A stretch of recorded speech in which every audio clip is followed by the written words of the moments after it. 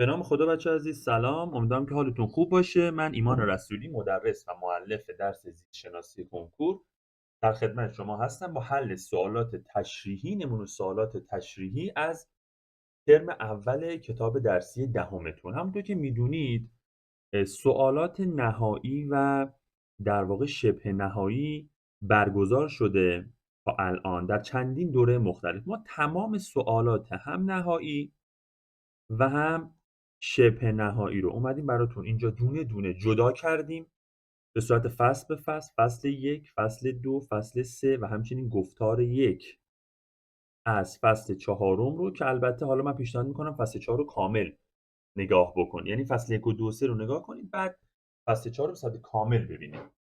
اومدم براتون اینها رو دونه دونه جدا کردم در قالب سوالات صحیح غلط، جای خالی، انتخاب بین دو گزینه و الی آخر و میخوایم با هم دونه دونه حلشون بکنیم. فصل به فصل هم هست، یعنی فکر نمی‌کنم جای این رو دیده باشید. یه سری توضیحات کوتاه رو هم روی سوالات به شما میدم که ایشالله بتونید در واقع دوره هم بکنید وقتی دارید این فیلم ها رو نگاه میکنید. بچه‌ها اولین سوالاتمون درستی و نادرستی رو از ما خواسته. در واقع همون سوالات صحیح غلط. حواستون باشه که بدون ذکر دلیله. یعنی تو پاسخنامه وقتی دارید مثلا برای قسمت الف میگی صحیح یا غلط، اصلا نوشتن دلیل رو از شما نمیخواد. بچه‌ها دلیل ننویسید. کسی که داره براتون تصحیح میکنه برگرا ممکنه در واقع کلا غلط بگیره اگر دلیل رو نوشته باشه. حالا چه دلیل شما درست باشه چه غلط باشه اصلا نمیخواد دلیل. ولی خب من که توضیح دارم بهتون میدم، همه نکات رو بهتون میگم. قسمت الف فصل یکیم بچه‌ها، سوالات صحیح غلط. فصل 1 سوالات صحیح غلط. میگه پژوهشگران علوم تجربی میتوانند در رابطه با زشتی و زیبایی، خوبی و بدی، ارزش‌های ادبی و هنری نظر بدن. کاملا این جمله غلطه، چون تمام این مواردی که به ما گفته سلیقه‌ایه و در علمی به نام زیست شناسی که یک علم تجربی به حساب میاد، پژوهشگران، دانشمندان، زیستشناسان توانایی این رو ندارن که بگن یه چیز زشته یا زیباست. اگرم بگن، چون دارن کاملا سلیقه‌ای برخورد میکنن، بنابراین اون دیگه به درد ما نمیخوره. ب میگه محرمانه بودن اطلاعات ژنی، اطلاعات پزشکی و همچنین حقوق جانوران از موضوعهای اخلاق زیستی. کاملا درسته. بچه‌ها این سه تا رو حفظ کنید. اطلاعات ژنی یه فرد باید محرمانه بمونه، اطلاعات پزشکی یه فرد باید محرمانه بمونه، حقوق جانوران که باید رعایت بشه دیگه. بالاخره هر جانوری یک حقوقی نسبت به محیط زیست خودش و افراد داره. بنابراین کاملا درسته، این سه تا رو حفظ کنید براش. از راه‌های افزایش کمیت. بچه‌ها کمیت یعنی مقدار و کیفیت غذای انسان شناخت روابط گیاهان و محیط زیسته.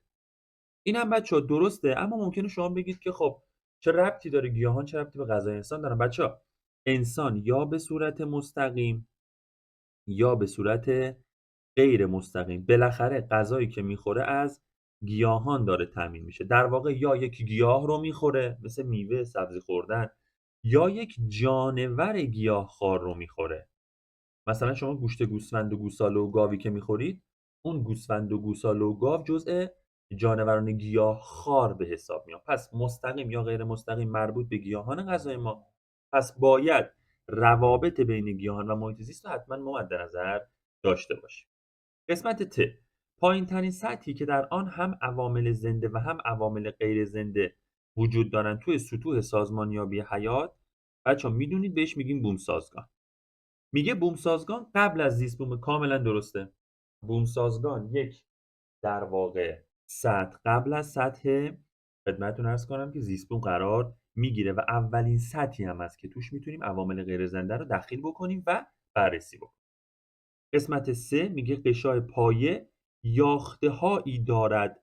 بچه‌ها قشای پایه میشه شبکه ای از رشته های پروتئینی و گلیکوپروتئینی. بنابراین ما در قشای پایه چیزی به نام خدمتتون عرض کنم سلول نداریم. پس این جمله غلطه. من از این بالا کنارش بنویسم الف غلط، بعد صحیح، بعدی هم صحیح، ت هم صحیح. الان رسیدیم قسمت 3 که غلطه. بچه‌ها قشای پایه هر جایی که بافت پوششی داشته باشید قشر پایه هم اونجا وجود داره، ولی خب زنده نیست.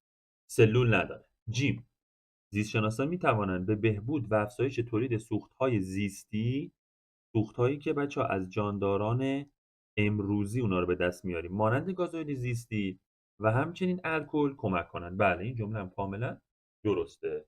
میدونید سوخت زیستی سوختیه که از جانداران امروزی به دست میاد، سوخت فسیلی سوختیه که از جاندارانی که در گذشته زندگی میکردند به دست میاد. این هم توجه کنید که جمله صحیحه. قسمت چه میگه قند موجود در جوانه گندم یعنی مالتوز که بچه‌ها نوعی کربوهیدرات هستش، دیساکاریده و فراوان‌ترین لیپید رژیم غذایی که همون تریگلیسیرید یا همون چربیه که اینم جزء لیپید هاست. از نظر نوع و از نظر نسبت عناصر یکسان هستن. بچه‌ها عنصرهای اینها میدونید یکسانن، هر دوتاشون کربن، هیدروژن و اکسیژن. نوع بله اما نسبت خیر.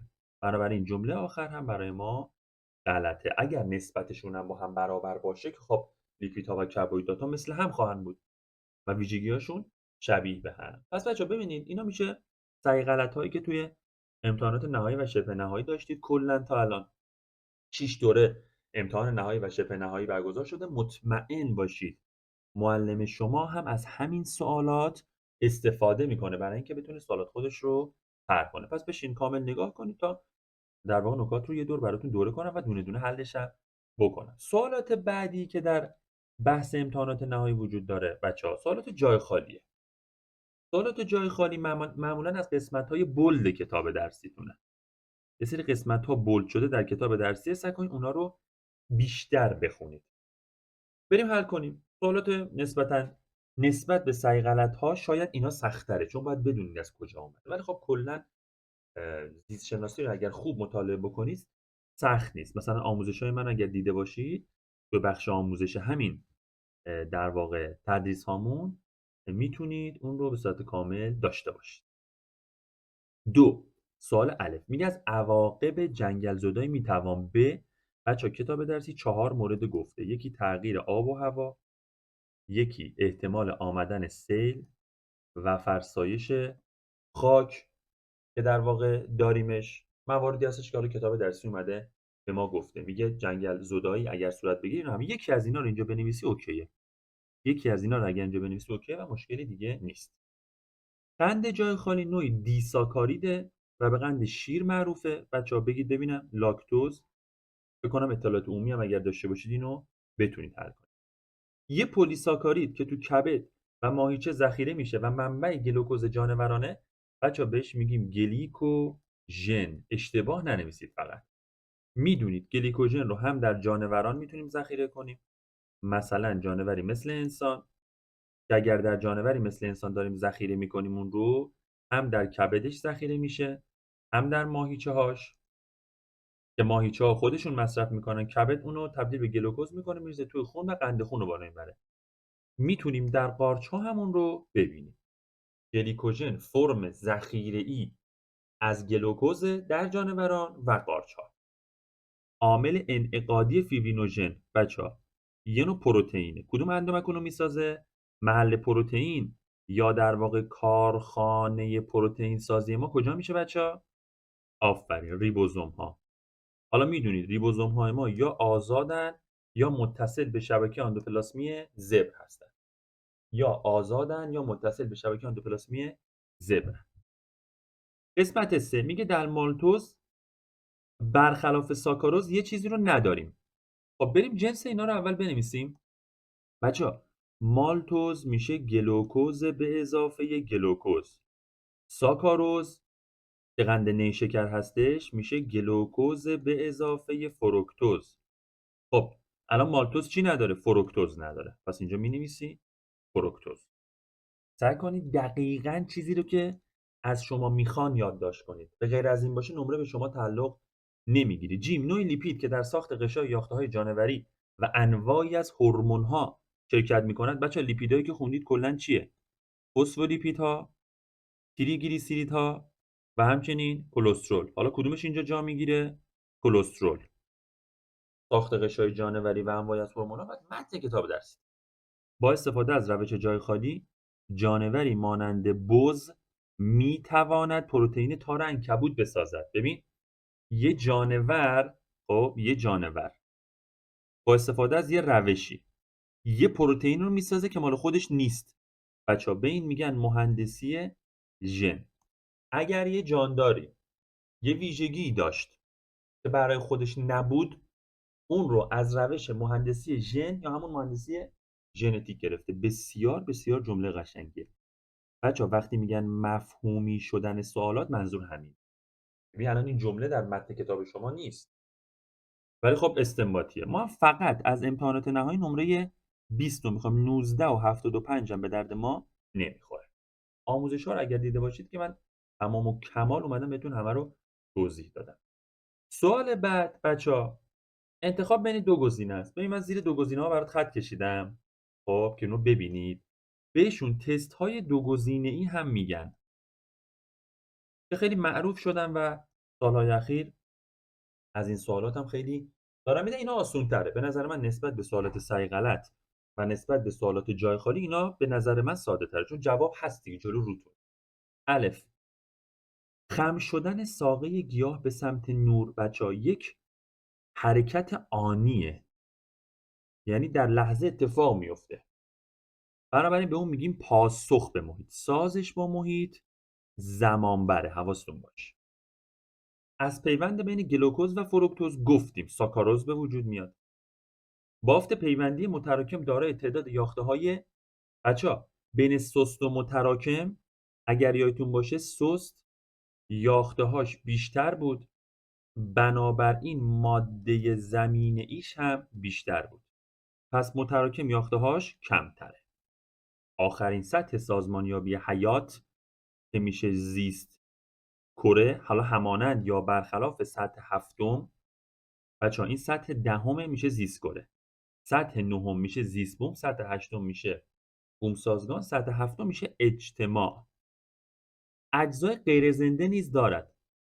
ببینید زیست کره اجزای غیر زنده داره ولی اجتماع نه. ما اولین سطحی که توش میتونیم قسمت‌های غیر زنده رو ببینیم بومسازگانه. بنابراین میشه برخلاف. بافت پوششی موجود در لایه مخاط معده قسمت 3.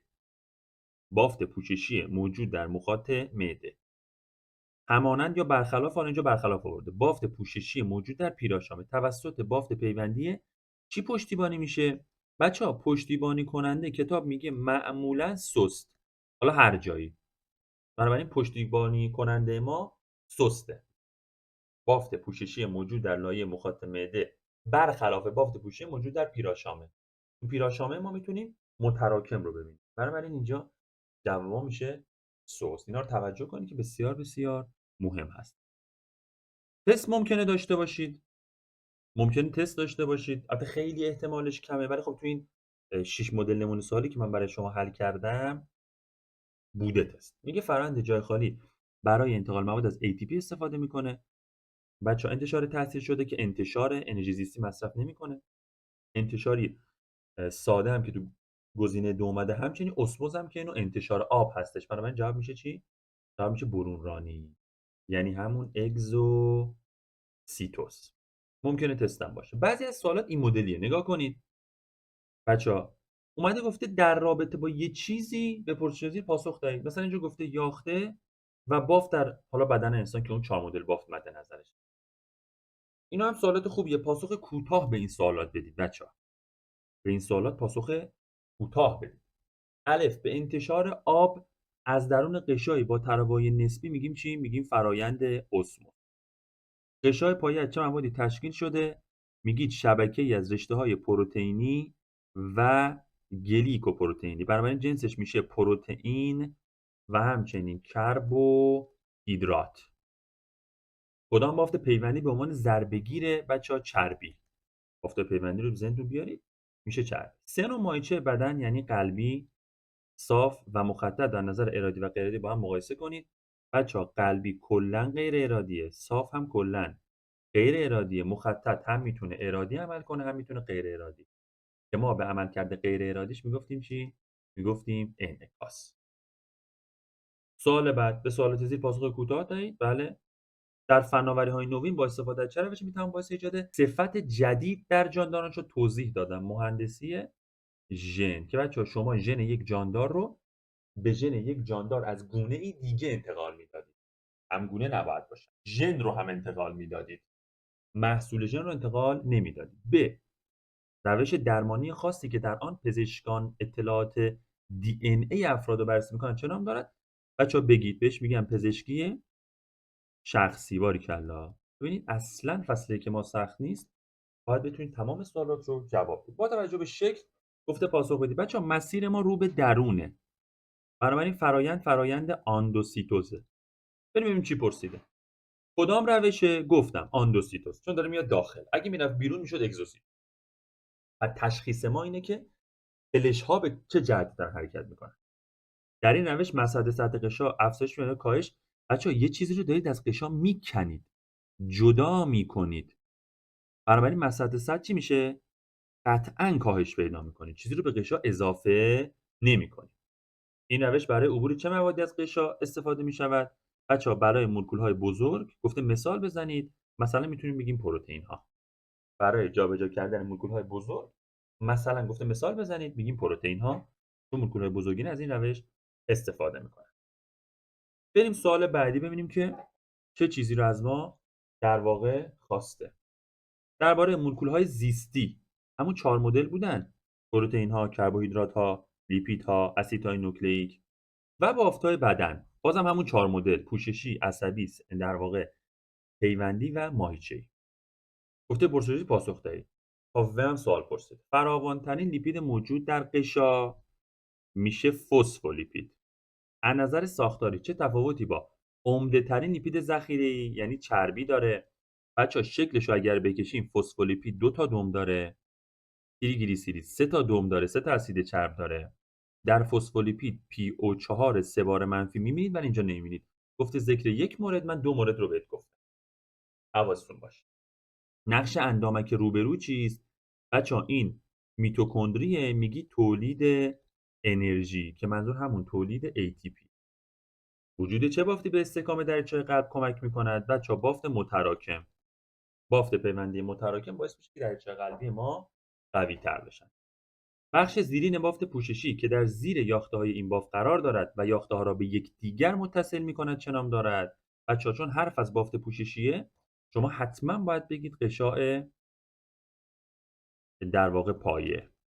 یک ساختار غیر زنده است. در کدام نوع از بافت‌های پیوندی هسته در گوشه قرار میگیره؟ یا من تو آموزشام بهتون گفتم حالت انگشتری پیدا میکنه، ضربه‌گیر هم هست، میشه چربی. قند ذخیره‌ای قارچ چیه؟ اولین مورد بهت گفتم گلیکوژن. حالا میگه به کدام گروه از کربوهیدرات‌ها متعلقه؟ بچه‌ها گلیکوژن پلی‌ساکاریده. میگید پلی‌ساکاریدها. اینم از این سوال. بسیار سوالات خوبیه. بریم سوالات صفحه بعد رو با هم حل کنیم. شکل روبرو روشی از عبور مواد از خلال غشا را نشان می‌دهد که ویژه مولکول‌های آب است. بله انتشاره. با توجه به آن به سوال زیر پاسخ دهید. ساختار A چه چیزی را نشان می‌دهد؟ بچه‌ها میگید غشایی با تراوایی نسبی یا همون نفوذ پذیری انتخابی. اون A اونو داره ما نشون میده. این روش چه نام دارد؟ میگید اسموس. هرچه تفاوت تعداد مولکول‌های آب در واحد حجم در دو سوی اون غشا بیشتر بشه، آب سریعتر جابجا میشه یا کندتر. بچه‌ها مثلا یه دو تا حالت رو بررسی کنیم. یه بار اینور 50 تا مولکول آب داریم، اینور 100 تا، اختلاف میشه 50. یه بار اینور 50 تا داریم، اینجا 1000 تا. خب به نظرتون چجوریه داستان؟ اختلاف این حالت یک بیشتره یا دو؟ یک. حالا سریعتر جابجا میشه آب یا کندتر؟ قاعدتا سریعتر دیگه. قاعدتا سریعتر. اینم سوال مفهومی قشنگیه که برای ما آورده.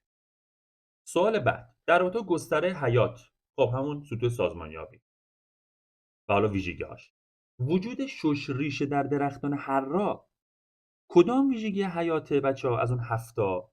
ببین نظم و ترتیبه؟ نه. هوموستازیه؟ نه. وقتی تو آب زندگی میکنه با اون آب چی میشه؟ سازش پیدا میکنه. پس میشه سازش با محیط. بسیار بسیار سوال قشنگی. اولین سطح سازمانیابی حیات که در عوامل غیر زنده دیده میشود هم میشه بوم سازگان. بچه هر چقدر سوال بیشتر حل کنید سوالات براتون بیشتر تکراری میشه. سوال 11 در رابطه با مولکول‌های زیستی به سوال زیر پاسخ دهید. پلی‌ساکارید به کار رفته در کاغذسازی و همچنین تولید پارچه هم اگر میگفتید سلولوز. بچه‌ها سلولوز یک فرم ساختاری در واقع در گیاهان هست. حالا فصل آینده میخونید تو فصل 6 که کجا به کار میاد. کدام نوع لیپید در ساختار انواعی از هورمون‌ها اینم تکراریه میشه کلسترول. و صفحه آخر در رابطه با یاخته و بافت دوباره گفته نقش اندامکی توسط هستک ساخته می شود. بچه‌ها نقش اندامکی که توسط هستک ساخته می شود میشه شبکه اندوپلاسمی که حالا صاف به تولید لیپیدها میپردازه، زبر به تولید پروتئین. دو نقش غشای پایه، یکی اتصال سلول‌های اون بافت به همدیگه و به بافت زیرین. یعنی سلول‌های بافت پوششی رو هم به هم میچسبونه یک، هم به بافت زیرین که معمولاً سسته. کدام اندامک دوغشایی در فرایند اندوسیتوز نقش دارد بچه‌ها؟ وزیکل غشایی که در واقع وظیفه اون جابجا کردن مواد در خود سلول. کربوهیدرات‌ها به کدام لایه فسفولیپیدی غشا متصلند؟ بچه‌ها فقط به لایه خارجی. اگر گفت به چی میچسبه میگی هم به فسفولیپیدها میتونه بچسبه هم به پروتئین ها. این هم میشه در واقع از این قسمت. سوالات فصل 1 رو کامل برات حل کردم. دیگه خیالت راحت باشه تمام سوالات استاندارد رو حل کردی. تمام سوالات استاندارد موجود توی بازار برای فصل 1 رو حل کردی. برو سراغ فصل دوم اونم نگاه کن که ان شاءالله دیگه کار کم کم به پایان برسه. فصل 2 و 3 رو حل کنید ترم اول تقریبا تمام شده است. خسته نباشید تا فصل دوم.